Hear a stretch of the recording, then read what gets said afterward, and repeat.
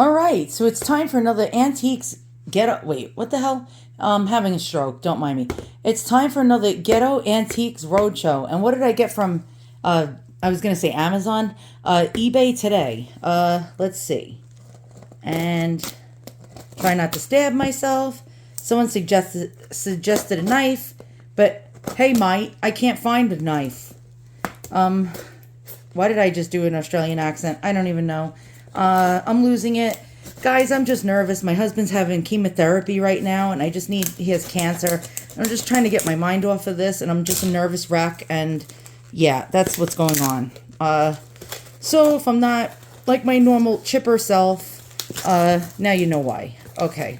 So I saw this on eBay. Had to buy it now for $25. Somebody said trinket box, and I took a look at it, and I looked closer and scrutinized the photos and realized that this is just not a trinket box. This is actually something even more cooler. So let's find out what's in the Ziploc.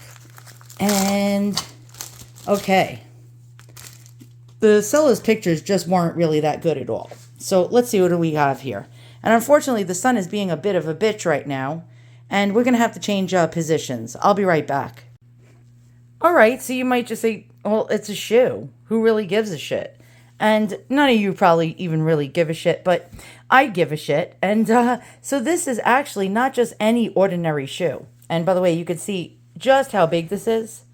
Yeah, this is really tiny.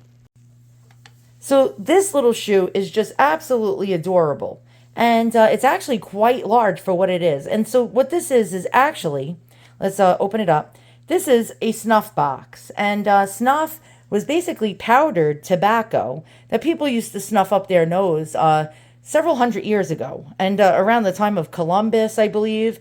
And on until, actually even now, people still snuff now. But it's really, really out of favor. So how old is this damn thing? Well, I'm going to tell you right now that this is very old. This is either Regency era or Georgian era.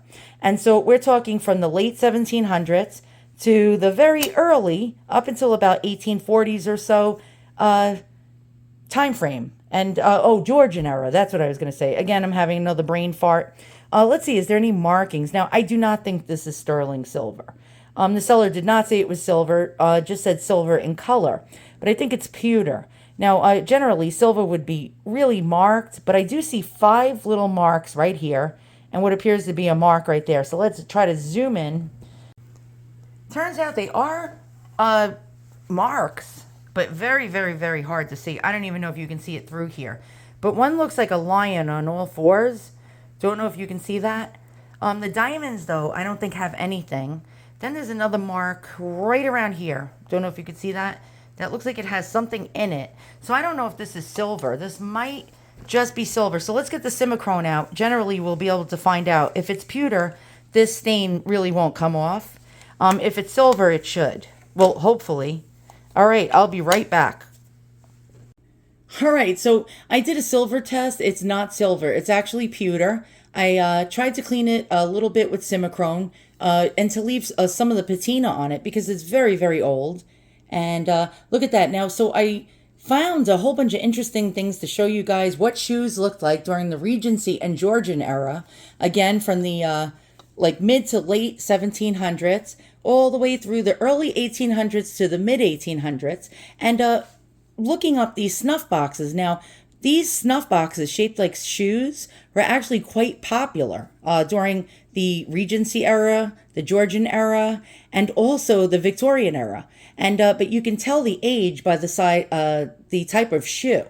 So it's almost like Cinderella in a way. So since these have no heels and almost look like like a slipper. So let's take a look at that. We got that real pointy toe, and we have the design going down the front and the flat heel in the back. We can deduce that this is like a lady's slipper, which is quite interesting. Or a dandy man, one of those fancy boys type of slippers. So let's check that out. There we go. I'm going to open this up, and something really cool happened. It turned out that I found an engraving inside of it, but sadly, this is so old, and let's, now that we have it down, let's take a look at this. It is so old that the engraving just totally wore off on it. Now, I paid 25 doll hairs for it. And did I do well? Well, we'll find out in a moment. So here's where the snuff would have went, right in here, right into the actual shoe. And there is an old worn off engraving, as you can see right there. I believe someone's name, maybe a date or something, was actually in the lid. Sadly, it is now gone with the wind from age. But let's check this out. Let's see what other shoes like this sell for in pewter, definitely not silver, and what the gold ones and all the other ones made out of wood sell for and what their value is. And let's check out some Regency and Georgian era shoes. So here's some other ones that I found on the internet. This one, a plain pewter one, is dated from the 1830s. Right here. Let's check it out. And I think actually mine's much nicer. And let's check out some more. They came in all different kinds of materials, actually. So let's check out this. Oh, we saw that already. Hold on. I'm always like screwing up. Here we go. Aha. Okay, here's another one. 1820. Yeah, that's pretty cool. Now, these ones aren't selling for that much, but these ones aren't in really good condition like mine. Mine's in way better condition. So I guess around circa 1820, and the other person said 1830. This is really old. And quite surprised that the seller did not know actually how old it is. And I see the same diamond marks in the bottom. So it must have been made by the same maker. So here's another one made out of pewter, being called Victorian, $236.54. And then there's another one. This one is made out of silver. Now you're going to get into more expensive. And they're calling this a Vesta case, dated 1855. And wow, that one is really cool. And then he has an English pewter one. And aha, it looks just like mine. And it's being called dated 1840. And so it says ladies shoe snuff box circa 1840. It was sold. So we're not getting a price, unfortunately. And next, we got a copper version. So you see they came in all different kinds of materials and colors and shapes. And this one being called Antique Victorian. Now, a lot of sellers don't know really how old something is, and I have no way of knowing it myself. So it's pretty much a guesstimate. And here we go again. We saw that. That was another one that was called Victorian, 275 doll hairs. Insane. And that's the one we just saw. Oh my God. It's like Pete the repeat. Here we go. We have one made out of treen wood. Don't know if you could see that. And it's actually carved wood. And wow, the carved wood ones seem to go for a lot of money. Holy cow. And they're calling it Georgian. All right. So we got like 1820s, 1830s, 1840s, right around about there.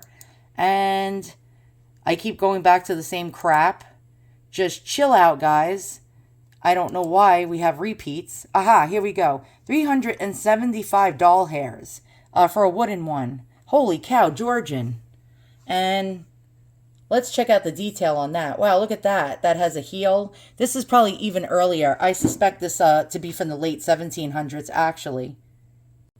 And here's another antique Georgian carved wood one. Did I show you that one? I guess they all look the same to me. Some of them go for quite a bit of money. Damn, that's insane. And here we go. We got another one, black lacquer. So now we got one made out of black paper mache lacquer, being sold for 300 doll hairs. My goodness. And I think we have some more interesting things here. Here we go. Wow, look at that one. That one's a carved wood one. And it says early 18th century. So this one is, the ones with the heels are actually earlier. And then towards the mid to late Victorian era, you'll see shoes again with heels. But during the early 1800s, the heels went flat again. So that's how it can help you date your item. This item has been sold. I guess we won't know for how much. And let's check out some shoes. Here's another shoe. This one's another snuff box. 1800s, treen carved. And Regency era shoes. So I found the whole article, and it shows you about the fashions. And let's scroll down and get out of this boring stuff. And here we go. So basically, they wore flats, and women used to actually get filthy dirty when they used to walk because the mud would actually, because it's like wearing flats or slippers outside. And yeah, this is 1830. Little boots. Here we go. This is 1800. And you see the pointed toe and the very, very, very low heel? So that's how it helps us date our snuff box. Here's a pair of leather boots dated from 1795 to 1815. And you see the lack of like much of a heel and the pointy toe in the front helps us to date things. This is 1795 to 1810. And these are blue European boots. Really quite cool. And again, 1812 to 1820 ladies' boots. And you can see the flatness of the shoe with very, very, very little heel, if any at all. And let's keep going. This is Nankeen, which is, I guess, a kind of kid leather, half boots, 1795 to 1810. And Damask gator boots. Wow, look at that. Made out of textiles, which is actually really cool. Sorry about that. I get YouTube notifications all the time. And then we keep going. So ladies used to have a problem with the mud because of these flat shoes that were made like slippers, and men too, apparently. And yeah, that must have sucked back then. And so they came out with all these sorts of shoes that had weird things on the bottom. And so they would elevate themselves. Let me see if I can find a pair of those to show you. There we go. Just so they wouldn't actually get mud all over their dresses. They'd put these like little hoops on the bottoms of the shoes. That must have been really uncomfortable to actually walk around in. Look at these Oriental shoes, late 19th century, so the late 1800s, and they put actual porcelain on the bottoms of the shoes to give them elevation so their slippers and their dresses wouldn't get dirty. And there's a whole article I found called Regency Shoes, Delightful Flats. And this is at the Metropolitan Museum of Art, dated 1800 to 1815. And again, similar to our slipper or our snuff box. You got the pointy toe in the front, the flatness of a slipper. Really, really quite cool to find this stuff out. And here we go, 1812. Again, with the pointy toe and barely a heel. And then we get 1815 to 1820. Very, very cool that they had shoes so well made. Look at that. This is slippers from that time frame. And if you look, the toe is sort of pointy and they're flat, like ballet slippers almost. And let's keep going if we can. Is there any more? No. So let's try to check this out. So here we go. Aha! It's like really cool just to do a study of this. Let's try to see. Yeah, it's like pretty much, I mean, dead on for the shoes of back then. So now we know we can date this. So yeah, $25. Not bad. Well, of course, shipping and tax get you. But these things are actually quite easy to find. You can find these very, very, very old antiques and sleepers. The seller not knowing what the heck they have, how old it is, think it's just vintage, and it turns out to be from the Georgian or the Regency era, and very, very old. So I hope you learned something. I hope you enjoyed another one of my boring ass videos. We got this really cool snuff box, and I have no snuff to put in there. But then again, this is really a great display piece from the probably, I'm going to guess, between 1820 to 1840. Not bad for $24.95. Something this old, found right here on good old eBay. And I was so glad to show you another really amazing old object today. And I can't do math. Write it in the comments below. If this was made in, say, 1830, how old is this box? I need you guys to do math for me. Thanks for watching. I'll be waiting for your answers in the comments below. So long.